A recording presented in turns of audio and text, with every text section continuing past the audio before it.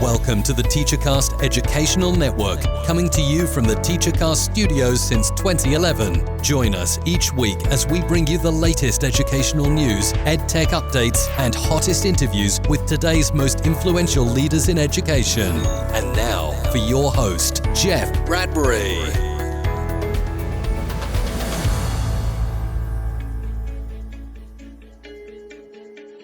Hello, everybody, and welcome to the TeacherCast Educational Network. My name is Jeff Bradbury. Thank you so much for joining us and making TeacherCast your home for professional development.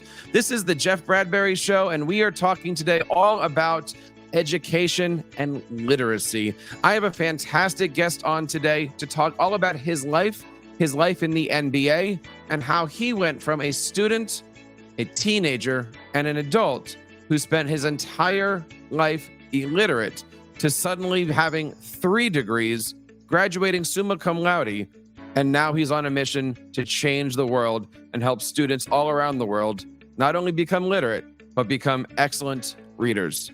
I want to introduce on my show today, Mr. Dean Tolson. Dean, how are you today? Welcome to TeacherCast. Thank you, Jeff, for having me on the show and this opportunity to speak to your audience and your listeners out there about overcoming adversity and graduating from high school and college and seeking higher education in their lives. Well, thank you so much for your time. You know, you have an amazing story to tell. I was having an opportunity earlier this week to check out the book, Power Forward. We're going to make sure that all the links are below in the description and over on our blog post at TeacherCast. Talk to us a little bit about the book. What made you write it, and what kind of response are you getting from those who are having an opportunity to check it out? Well, you know, I felt that I was a superstar athlete and I was politically robbed of an opportunity to shine in the NBA at the highest level because of politics and illiteracy.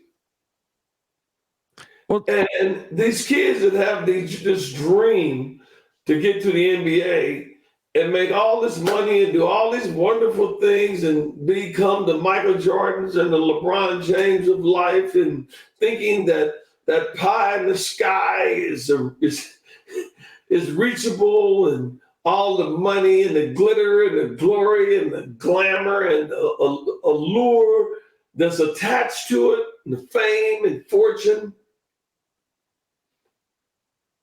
Less than 0.1% get it done. Well, let's talk a little bit about that. You have had an amazing career. You've had an amazing life. If we can, let's kind of start back at the beginning. From what I understand, you grew up with some hard times in your life. Talk to us a little bit about what it was like growing up. Yeah, well, as a child, my entire family and siblings were dirt poor. We were put in an orphan home for 5 years. And what was that like? At the age of 9. And I stayed in there till I was 14. So it was like a little mini correctional center. You had to fight every day. They stealing or skipping school or lying. They never do their homework, or stealing candy bars from the candy store on the corner, and run away and got the police looking for you because you're so distraught, you just walk off. Talk to me a little bit about that. Where did you have a sit down and you were told that this is what's going to happen, or did you just wake up one day and, hey, we're going? Like, what was that experience like for you? My mom, it was her decision because she couldn't financially keep us all at home, and so she said, "You 3 oldest boys got to go in the orphan home. That's where you're gonna go. You gotta, I can't afford to take care of all 5 kids by myself anymore." So when she put us in there, we didn't know if she's gonna come back and get us or not. What was it like getting out, or how did you know that you were going to be removed from that environment? Well, you didn't know anything at 9 years old. It's just like your kids right now. You wake them up, you take them to a place, you drop them off, you leave them for 5 years, you don't see them again. What do you expect them to think at 9 and 10 years old? Not a lot, right? Mm-hmm. They expect whatever it is they see. And that's what they deal with for the next 5 years. That's what I did. Was that around the time where you first discovered basketball? No, I discovered basketball at 8 years old. When after Wilt Chamberlain came to my house and I saw him, I had a love for the game right after meeting him, and that was my dream, was to become an NBA basketball player. And then I grew up playing for Bill Russell with the Seattle Supersonics. Take us through all that. You were drafted in the 5th round, 80th overall in 1974. Spent 80 games in the NBA for the Seattle Supersonics, played for Bill Russell, as you mentioned, and then you spent 11 years playing internationally. Take us through that opportunity here. How did you get into the NBA? What was it like? Playing professional ball? Well, it was a miraculous journey. I never should have ever got to play in the NBA. That's another reason I'm doing this story for the kids. Mm-hmm. Okay? I never should have got in. First of all, I was illiterate. Second of all, I should have never gotten into university because someone cheated for me to get in. Took my ACT, SAT entrance exam. That's what got me in. Then I go to 4 years of college from 18 to 21. And all I do is skip class, drink beer, and ride around the campus and chase the girls, okay, in my car. And go to practice, play the games, and break all the records that I still hold to this day. And then get drafted at 21 to go to Seattle in the NBA.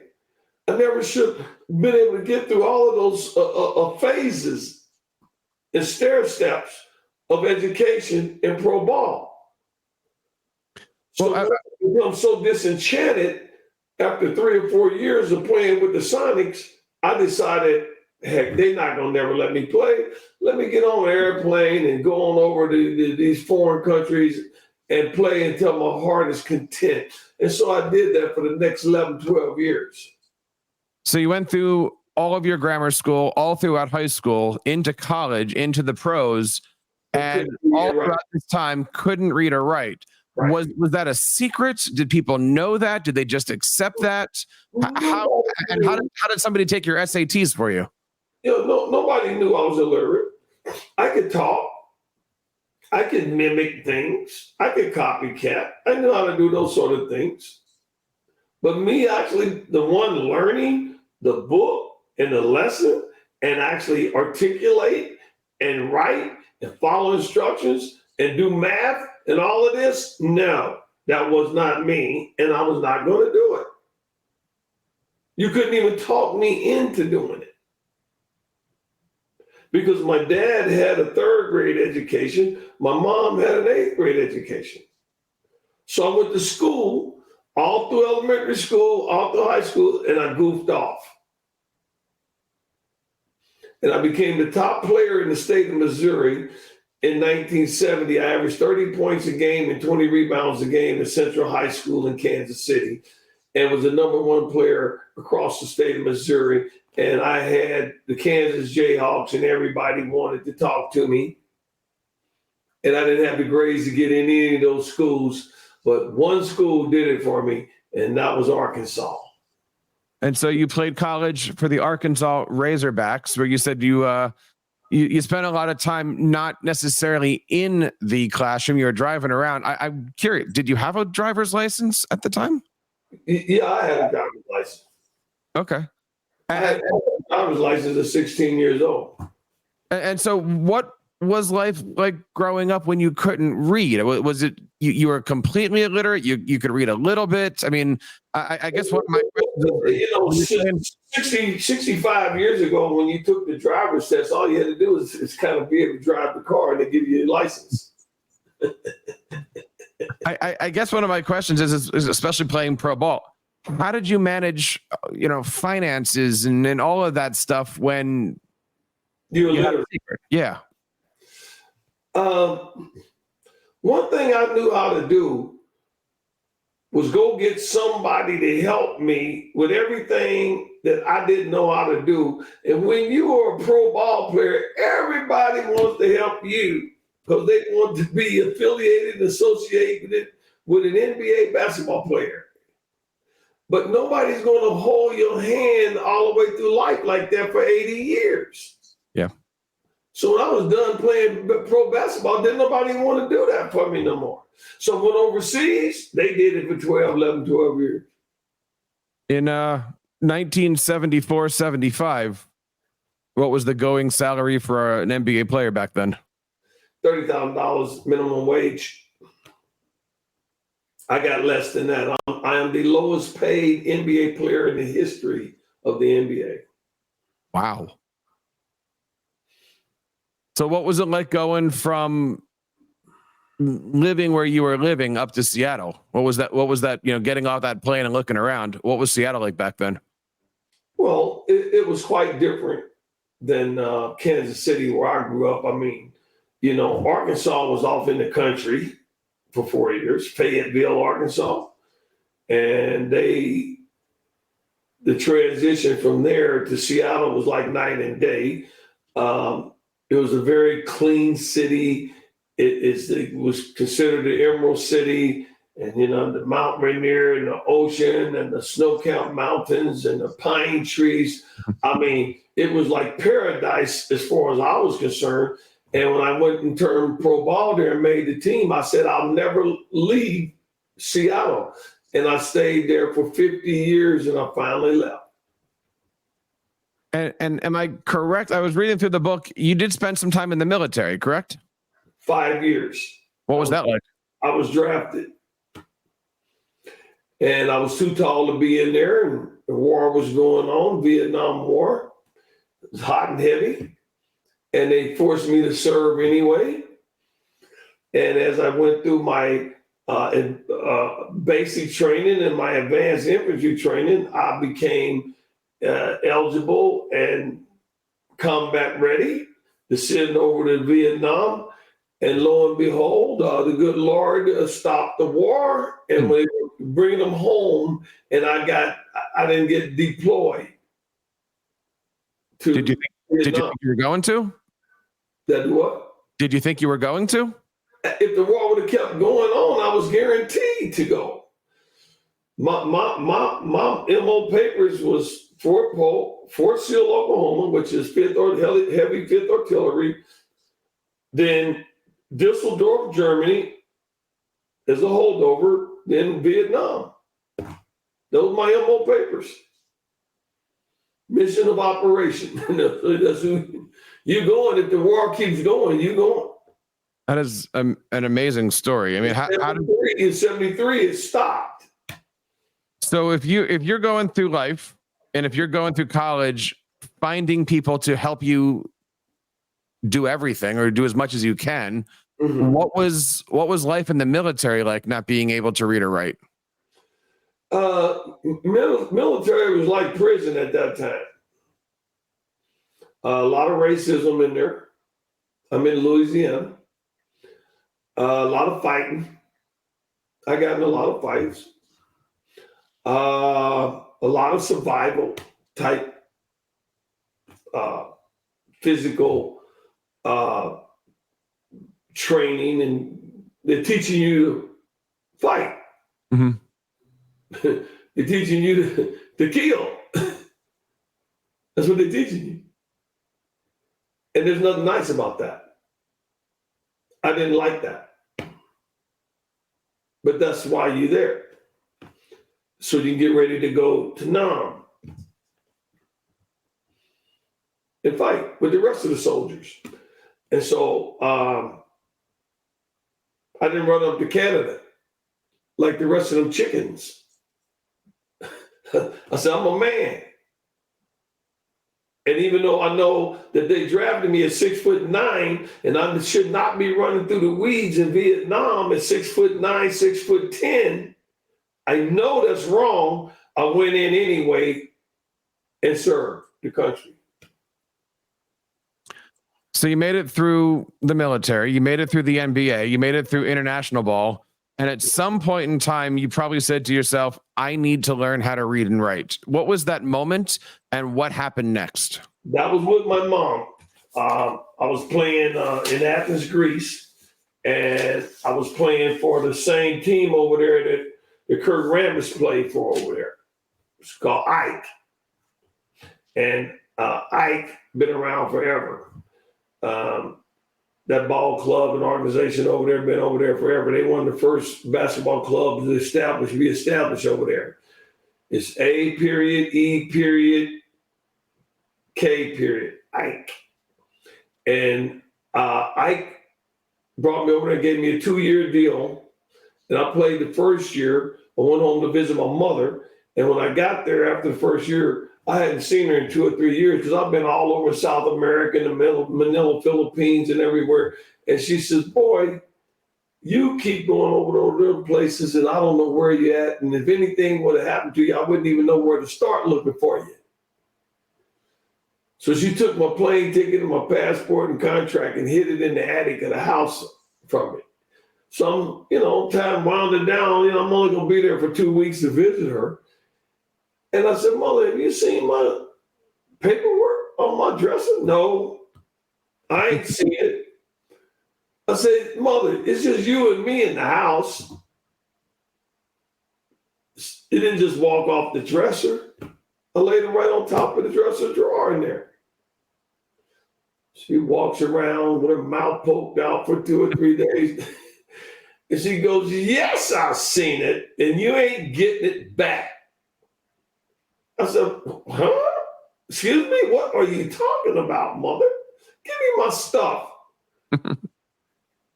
So after he and hawing about it, she finally went on up there and got it and brought it back down and laid it on the dining room table. And she said, before I give it to you, I want you to sit down here and I'm going to talk to you.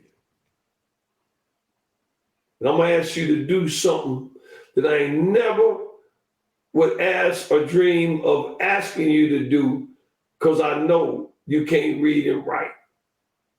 She said, would you consider going back to college and getting your education and degree? Because I know you're not going to be able to play basketball for the rest of your life. So my mother retired me from playing pro basketball at 32 years old. And I went back to the University of Arkansas campus to overcome 80 hours of F on a 124-hour transcript to graduate. I left 80 hours of F there.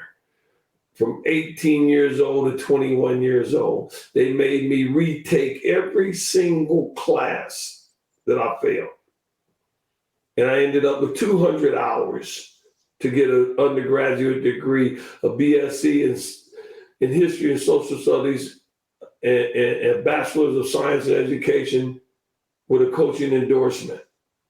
And is that when you first started to become literate, or what was that transformation? Yeah, that was all in that same process of graduating and overcoming illiteracy at the same time, simultaneously. So you have your degree. What happened then? I decided I'd start my own carpet cleaning business because as I was getting my undergraduate degree at 32 years old, I was working part-time for like $6.50 an hour in Kansas City when I go home and visit my mom on the weekend and make $150, $200 on the weekend cleaning carpet and putting myself through school so I have some pocket change, cleaning carpet. And then when I graduated, I started my own company. Where do you think you would be if your mother hadn't sat you down? Back in Kansas City with the guys that I grew up with that aren't doing anything in their life right now. They're still hanging out, doing things that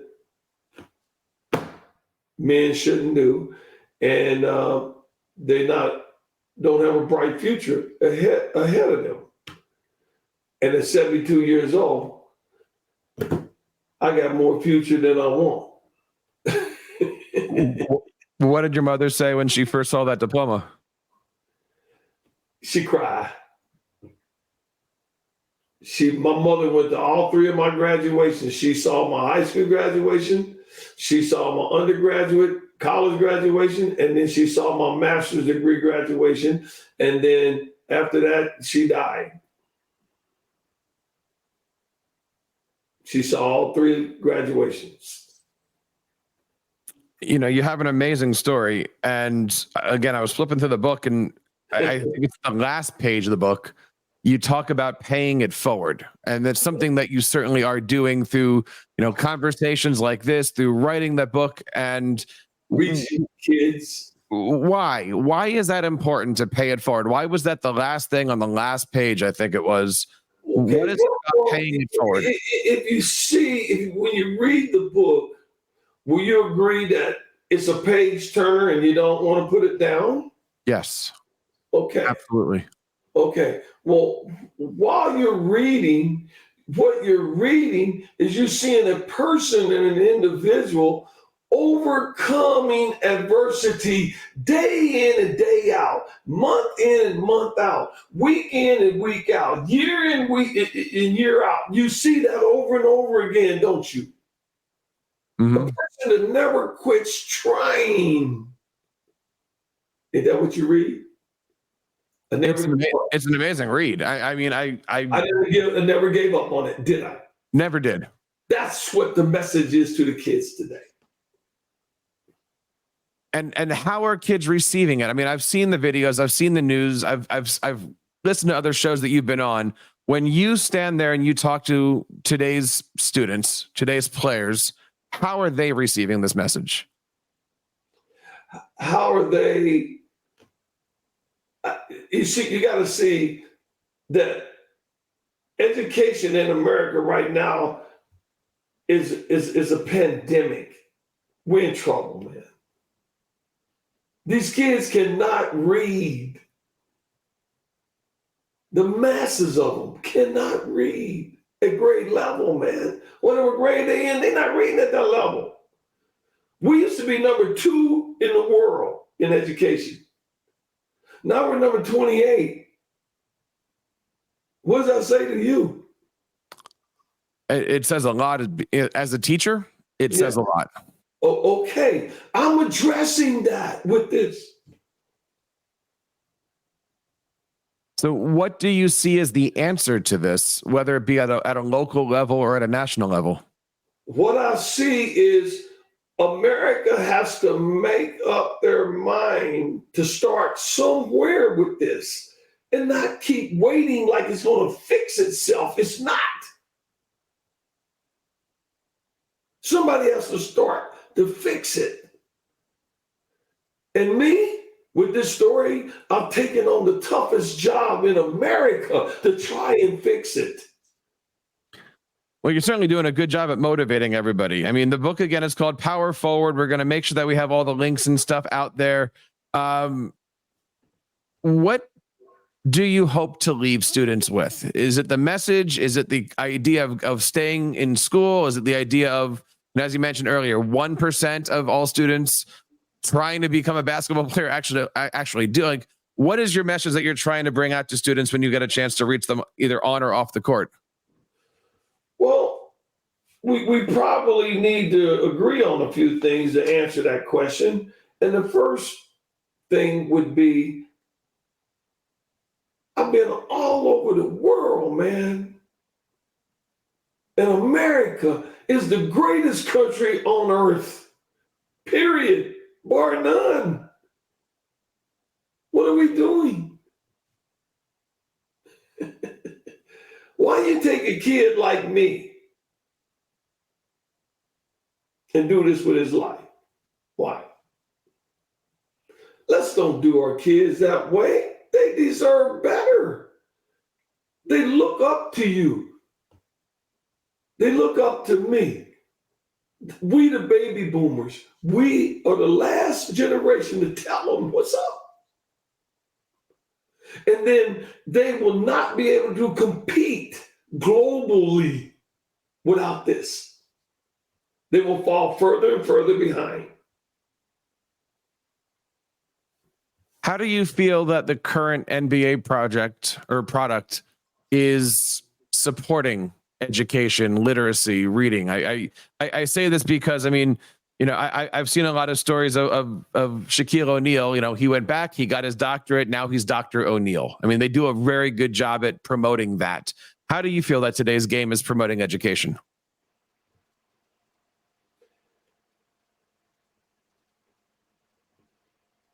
There's some magic involved in what I do. And I don't know what they do, but I know what's magical about my story to the kids. You want me to share that magic with you? Please do.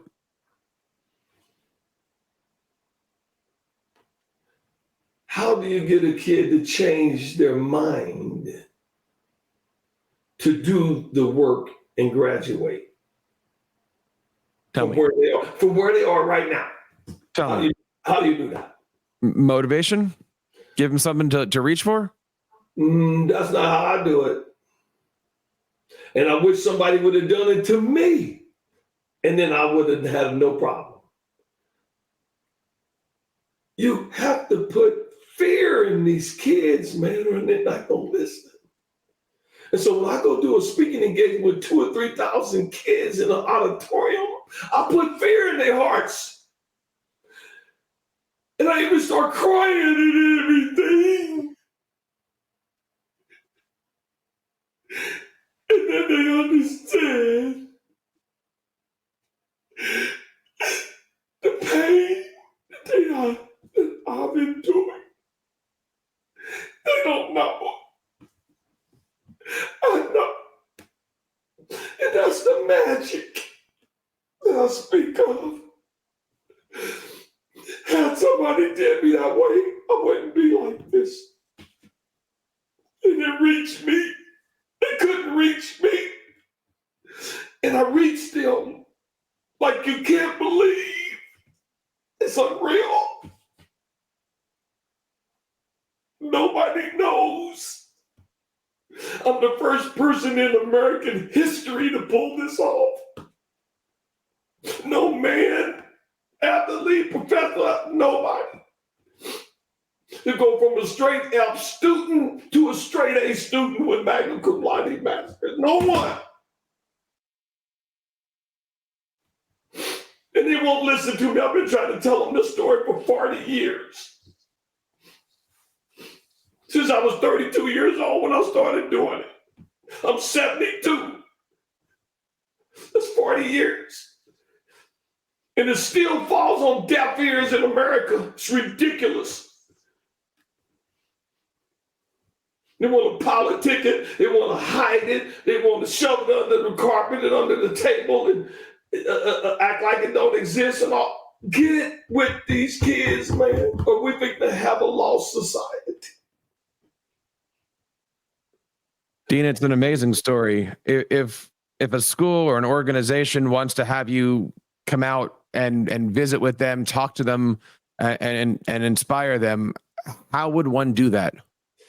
You go to deantolson.com website, and there's a book Dean Tolson page on that site, and every institution in this country should have this book in their institution and be sharing it and showing it and teaching it to the kids, man. The discipline, the perseverance, the staying power, the willpower, the never giving up, the working hard, work hard until it hurts and all this. They don't know what. They don't know. I endured all of that, and I did all of these learning skills and things like that. I had to teach myself those skills to pass. Little tricks that kids, that they do to learn. Instead of, let me Google it on my cell phone. The answer ain't in there, man. The answer is in your head when you work and get it to come out. That's what I had to do. I worked so hard. You have no idea. 18 hours a day for 4 years.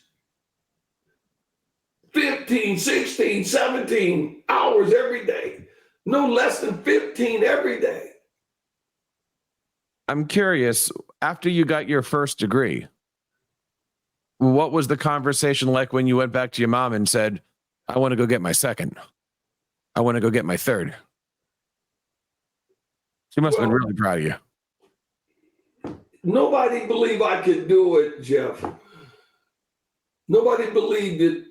I didn't even know if I could do it myself.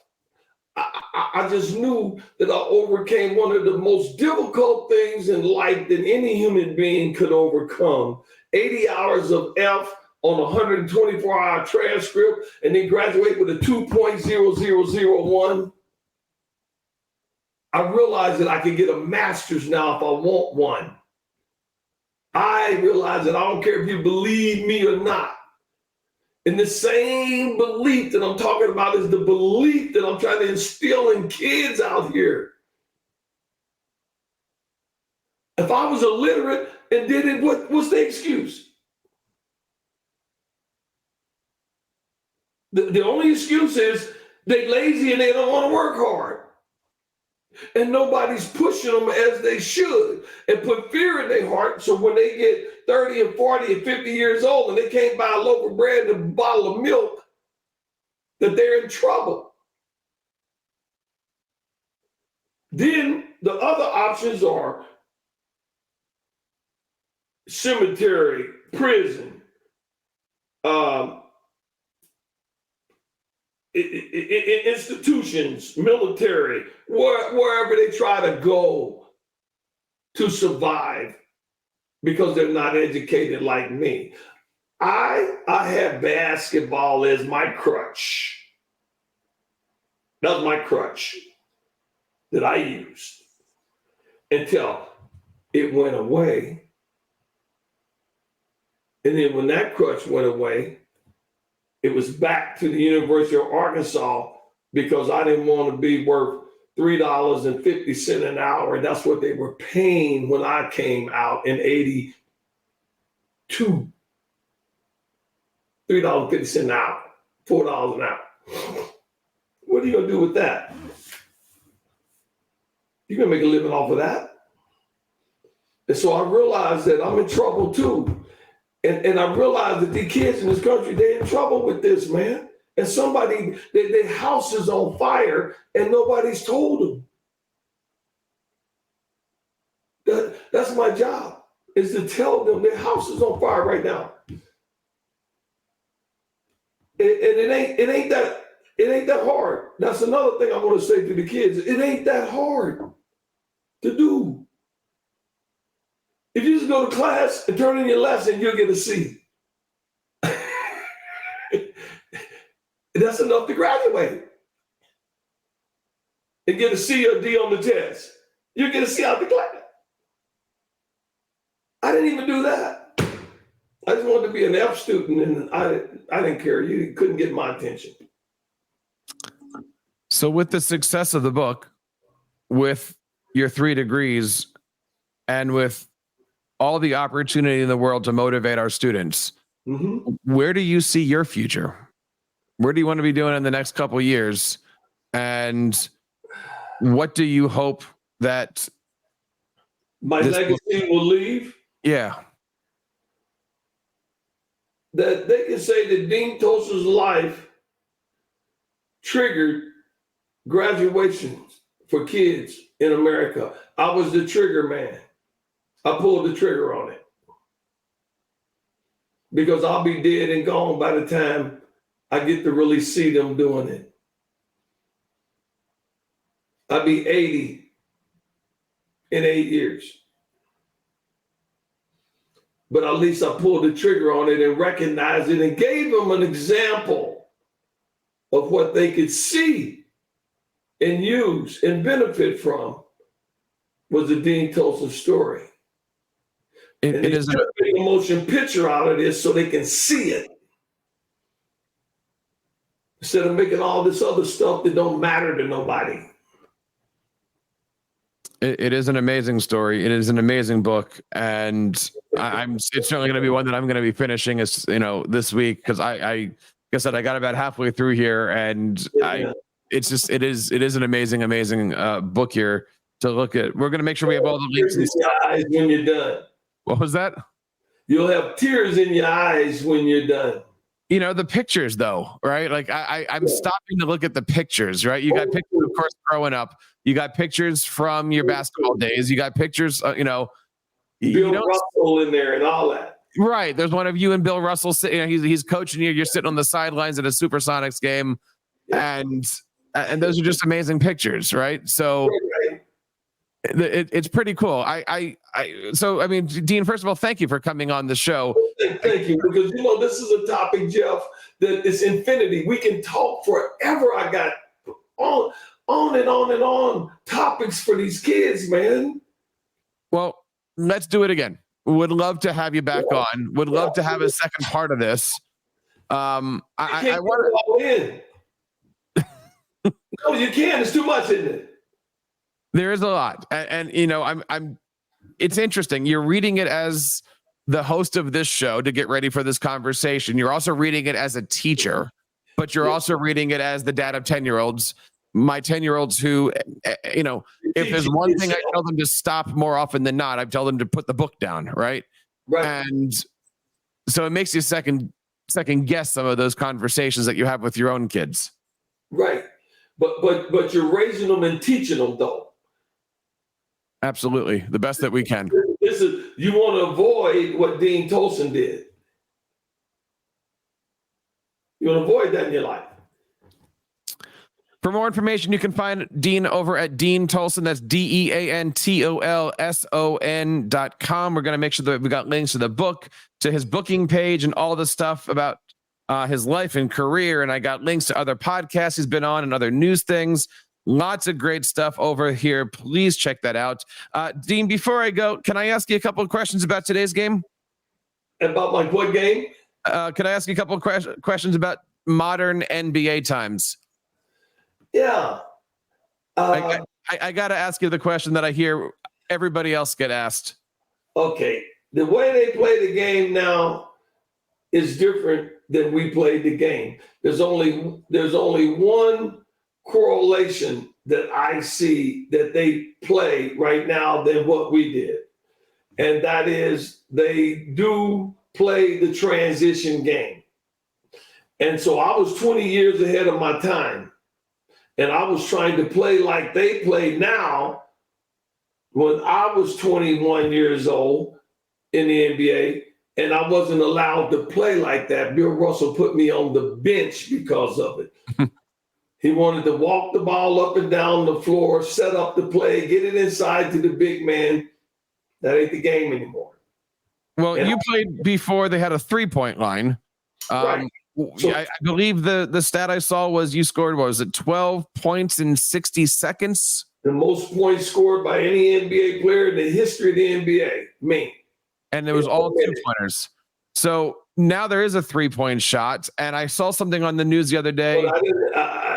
We talking about buckets. I scored 6 buckets in 60 seconds. That's amazing. No one has ever scored 7 buckets in 60 seconds. Not even Wilt Chamberlain, who hit 100 points. He didn't score 12 of them in 60 seconds. And so this is the transition game I just spoke of and told you. You asked me the difference, and I just gave it to you. That's how I play. And I can do that every night if they let me. He said, well, he's out of control. He doesn't even know what he's doing. He has no idea. Well, I averaged 22 points and 23 points and 15 rebounds a game coming out of Arkansas. Well, why is it I don't know what I'm doing? I still hold the records there today. They've been down there 52 years. Nobody's broke them. But I don't know what I'm doing. Bill Russell. well, let me close with this one. For somebody who has worked with Bill Russell. Yeah. Here's the question for you. Michael or Kobe?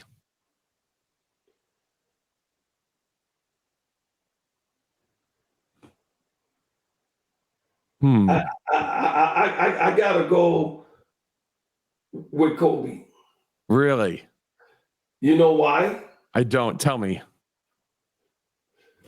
Just ask yourself, if Shaquille O'Neal would have stayed there, what would have happened? 4 or 5 more rings. I think he got 3 without Shaq. Right. He got 5. It'd been more than 5. If Shaquille had not left him and went to Miami, what would he have done with that? Oh my God. You asked me. Phil would need at least one more hand, right? Phil's got 11 rings now or something like that. He would have at least 15. Phil Russell? No, Phil Jackson. Phil Jackson? Yeah, he got as many as Russell now. He got many, but not as a player. Bill Russell don't have any rings as a coach. Right. But he got 11 as a player. And Phil Jackson got about 6 or 7 rings as a head coach and 2 or 3 rings as a player. He might have more than that as a coach because he got 6 with Michael and 5 with Kobe. I think it's 11 for him. Yeah. And then he got 1 with the New York Knickerbockers with Walt Frazier and Earl the Pearl and them guys. Monroe. That's right. Dick Barnett and those guys. Phil Jackson was on that team. Bill Bradley, David Busher. I played against those guys. Mm-hmm. My rookie year, I played against them, all those guys. I played against Phil Jackson too. I'll ask you one last question here, then I'll let you go. You like having that ball, don't you, Jeff? And these are just the standard questions that I hear all the time, but I got to ask you, my friend. Okay, go ahead. Who's your Mount Rushmore? Who's your top 4? The top 4 players? Who's on your Mount Rushmore of NBA? Kareem Abdul-Jabbar.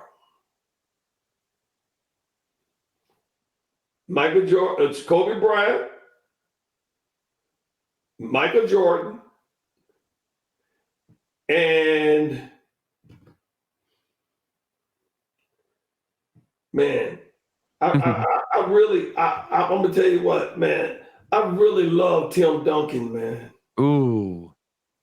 People forget about that guy, man. Oh man, he was a machine. That I wasn't expecting that one. But God, think about it. He was the most hardest man on himself in NBA basketball I ever seen. He was hard on himself to play the game, man. That's how I was. I was hard on myself. But I didn't get to play. He did. Dean, I want to say thank you so much for coming on the show. Please call this part 1 of a longer conversation. Definitely are going to get through the book and would love to keep in touch and have you back on the show. For more information, you can find him over at Dean Tolson. That's DeanTolson.com. We're going to make sure that this is up on YouTube and wherever you find your podcast. So don't forget to hit like and subscribe. Dean, I'll give you the last word on the show here. What's your lasting impression here? Pay it forward. What do you want to tell our audience? My closing statement is, America, for the sake of our kids, let's get the understanding among one another that we have to help them right now as much as we can to see that they have a bright future in their life as we have tried to have for ourselves. For more information, you can head on over to teachercast.net. Check out all the great stuff on our Jeff Bradbury Show. And on behalf of Dean and everybody here on TeacherCast, my name is Jeff Bradbury, reminding you guys to keep up the great work in your classrooms and continue sharing your passions with your students. You've been listening to the TeacherCast Educational Network, hosted by Jeff Bradbury. Please reach out to the show with all of your questions on Twitter @TeacherCast or online at www.teachercast.net. Be sure to subscribe to our podcast so you don't miss any future episodes. And please take a moment to write a review in the App Store.